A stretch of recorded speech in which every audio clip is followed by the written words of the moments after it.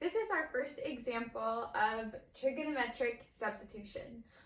So this will be a technique that we use in order to integrate something that is otherwise we are unable to integrate with the tools that we have.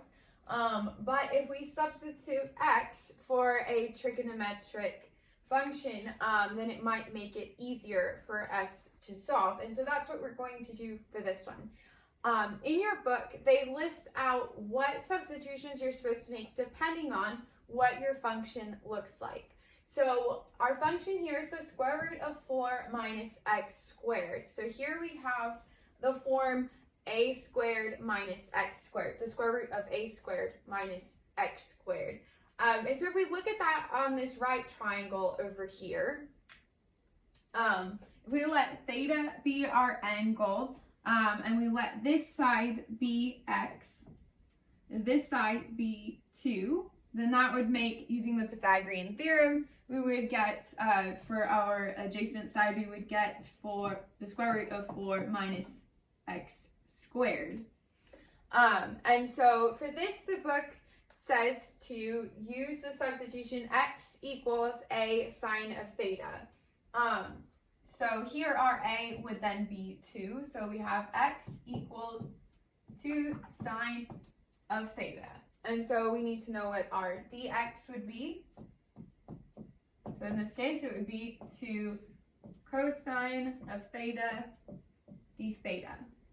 So now we're going to make this substitution, and then we should be able to integrate this function, our new function.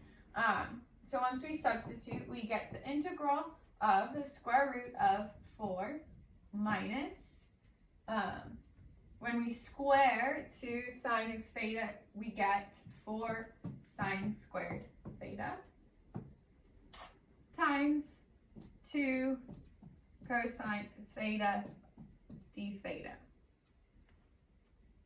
All right, so now using some trigonometric identities, that I have listed over here, we'll be able to solve this. So let's simplify. We have, we can pull this 2 out in front. We have 2 times the integral of, if we pull out a 4, we then have times 1 minus sine squared theta, square root, times cosine of theta, d theta. And here you'll recognize the Pythagorean identity for sine and cosine, and so then we can rewrite this as 2 times the integral of the square roots of 4 times cosine squared theta times cosine theta d theta.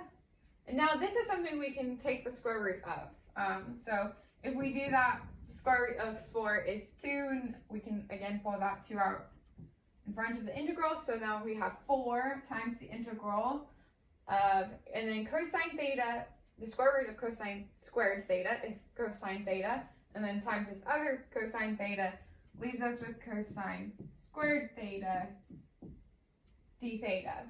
And so now we're going to have to use some techniques from some previous problems in order to rewrite this so that we can integrate it.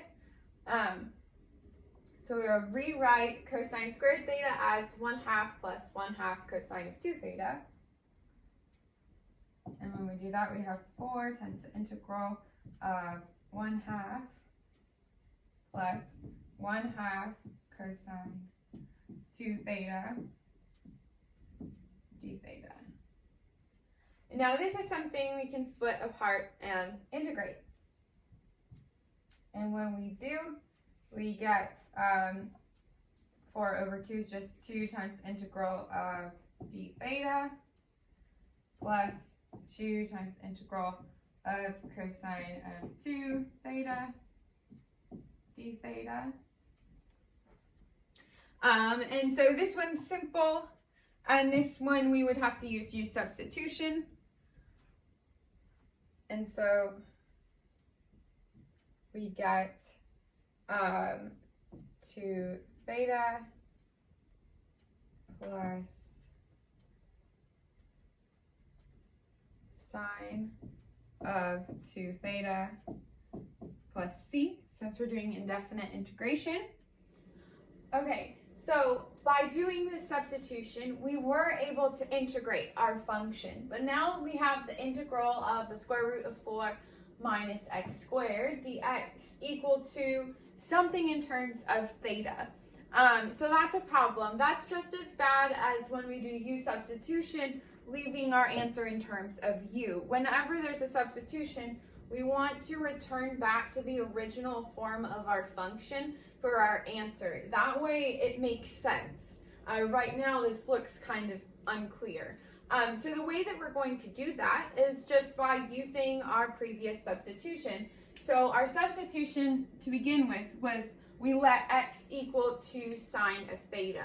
So we're going to use that in order to figure out what 2 theta and what sine of 2 theta are equal to.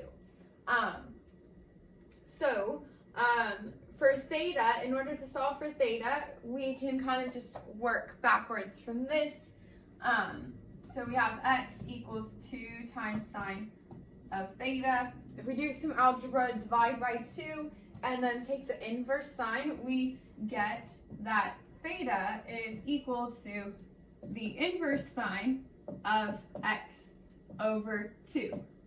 We could also, instead of doing algebra to figure that out, just use our diagram over here. Our angle is theta, and so if we want to figure out what theta is equal to, in terms of this, we have the inverse sine of x over 2. That would be another way to figure that out. Okay, so that's for theta. We also need to figure out what sine of 2 theta is. And so here we can use a trig identity to help us. This last one over here, we have the sine of 2 theta is equal to 2 times sine of theta cosine of theta. So we'll use that. So sine of 2 theta is equal to 2 times sine of theta cosine of theta. So now we're still in terms of theta. We want to get to x. So here again we'll use our diagram. So we have 2 times the sine of theta. The sine of theta is opposite over hypotenuse. So in that case it's x over 2. So this is going to be equal to 2 times x over 2. And then our cosine theta is going to be adjacent over hypotenuse. So that's going to be square root of 4 minus x squared over 2. So now this is what sine of 2 theta is equal to. Now it's in terms of x. We can just simplify this nicely. So we get x root 4 minus x squared over 2. And now we can just substitute these back into our answer in order to rewrite our answer in terms of x.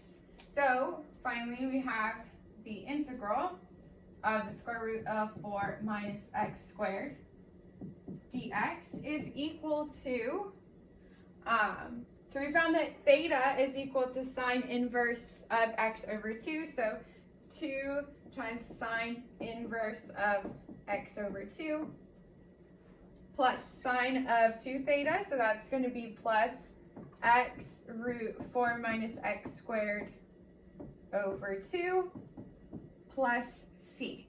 So now we're actually done because we have our answer in terms of x, which was our original variable in our function. So the key to doing this problem, we had kind of a lot of steps, was first figuring out our correct trig substitution. And again, the book outlines the form of the function as the guideline for what your substitution is going to be. So whenever we have something in the form of square root of a squared minus x squared, our substitution is x equals a times sine of theta. And then we had to use all of these trig identities in order to work out the integral and substitute back to our original variable.